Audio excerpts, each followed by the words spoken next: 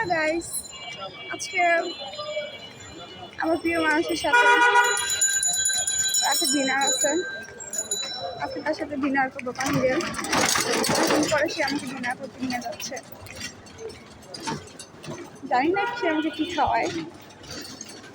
সে প্রিয় মানুষটা আর কেউ না, সে হচ্ছে আমার বড় ভাই, আমার বোনের হাজব্যান্ড।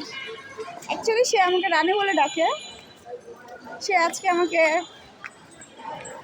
ডিনার করাবে। এখন দেখি ভাইয়া আজকে আমাকে কি ডিনার করায়।